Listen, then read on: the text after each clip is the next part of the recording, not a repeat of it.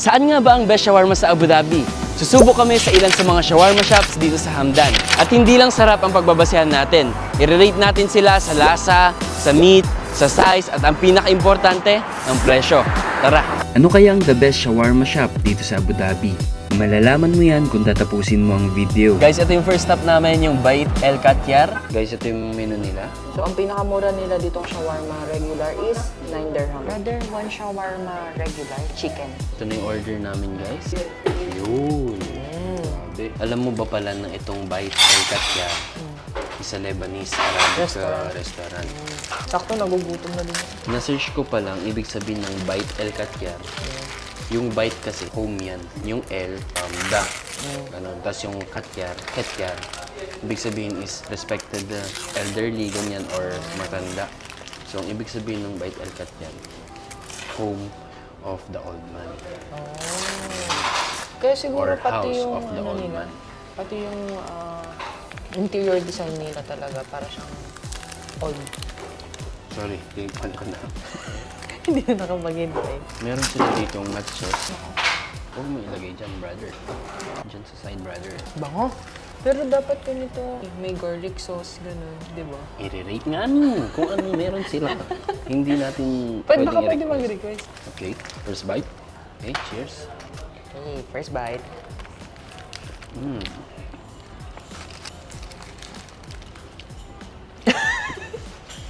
Mga gutom kasi.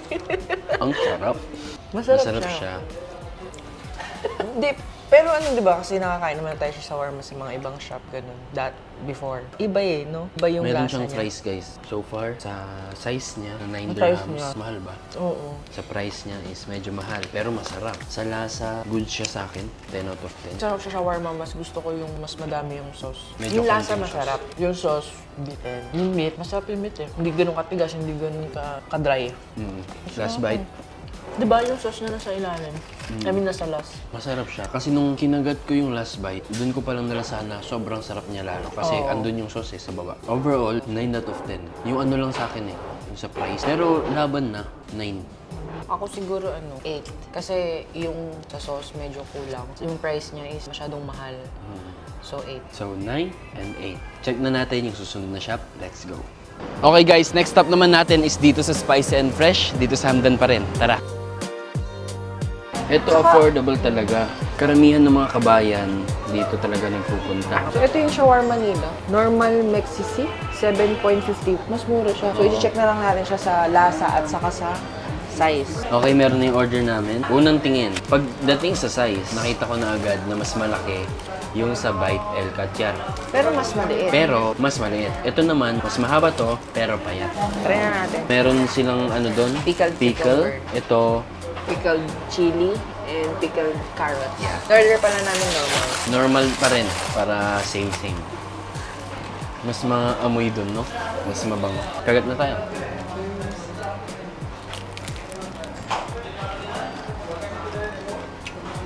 Asa dyan? Sarap din, no? Ito naman yung itsura niya. Ang advantage nito, nakita ko na, yung sauce. Oo, kasi meron naman. Mas ano siya, mas basa. may fries din siya. Meron ba? Ayun. May fries din pala siya. Ayan siya, oh. Yan. Sa size tayo. Mas better. Oo. Kung kanina, 8, eto, 9. Sa Yung lasa. sauce, Sa sauce. goods ako dito, 9 din. Yung kanina, 8. Sa lasa. Parang mas gusto ko yung lasa ng kanina. Kasi unang tingin, masarap, maamoy, mabango, tapos ang sarap. Masarap na sauce siya eh. Dito pala, ginawa tong Spicy and Fresh noong 2020. Itong Hamdan area. Nag-start yung Hamdan. Ang pinaka-first shop nila dito sa Hamdan, hindi ko lang sure kung ito yon or ibang area sa Hamdan. Dito din, sa Spicy and Fresh, may iba't ibang cuisine din silang serve. May pang-Asian, Indian. Kaya usually karamihan din ang nagpupunta dito mix, pero marami ring Pilipino. Sa price niya okay ako. Sa price, okay na okay. 9 tayo dyan. 9 din. Siguro may mas mura pa dito, no? Alam ko nga parang may 5 pa eh. Mga 6 nga. Ito guys, kung hindi man ito yung best na shawarma dito sa Abu Dhabi, i-comment down ninyo at malay nyo sa susunod mapuntahan namin at ma-rate natin. Let's go. Guys, bigla akong nabusog. Kaya nga, nakakabusog. Tapos may isa pa kaming pupuntahan. Malambot yung bread nila dun. Sa kabila. Diba yung bread? Ang sarap. Sabi, okay naman siya. 8. Siksik rin. 8. Ay, sa sauce, wala Sauce, ka 9 kami. 9. Sa presyo, Presyo, siguro mas okay. budget friendly, 9. Last bite, punta na kami sa kabila. Okay, let's go. Dito naman tayo sa likod ng Royal Gift Collection dito sa Hamdan. Cut into 2. Normal. 7 dirhams yung regular nila. Meron ding 8 dirhams para sa cheesy. Ito yung last, guys. Malaki. 7 dirhams lang to. Kumbaga, ito yung pinakamalaki sa lahat. No? Saka mura. Ito naman yung itsura nung nakuha naming last. Grabe, busog na ako. Busog na kami, guys. Shawarma 3 times, 3 times a day. May fries siya, may gulay, may chicken meat. Sarap Amoy. yun, brother. Brother, ang sarap nito. Cheers. Ang laki.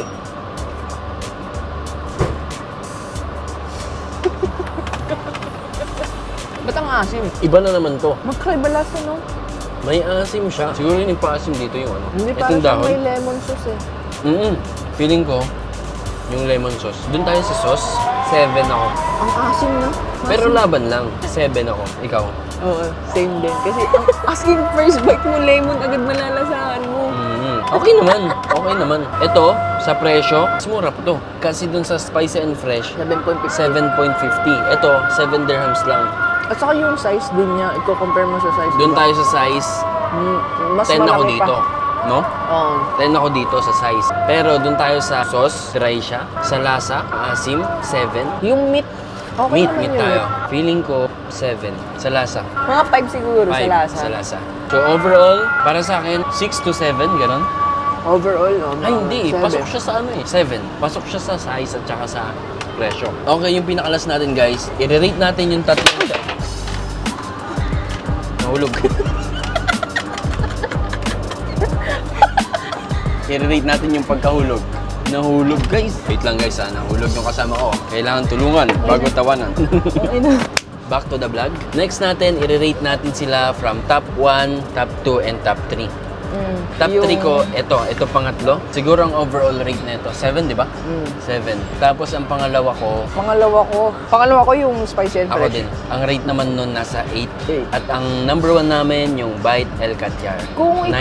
Kung hindi mo i-consider kasi yung price, pero yung lasa, yung Pasok mga talaga ganun, dun sa lahat. lasa. Overall, dun kami sa Bite El Catyar. Guys, kung sa tingin nyo, hindi pa ito yung mga best shawarma dito sa Abu Dhabi, i-comment down ninyo yung mga shawarma shops na natikman nyo na before at susubukan natin sa susunod. At para pala sa mga business na gusto makikonnect sa amin, i-message nyo lang kami or email nyo kami dito. Yan, nang sa ganun, malay nyo sa susunod, dyan na tayo mag-vlog. Bye! Harap!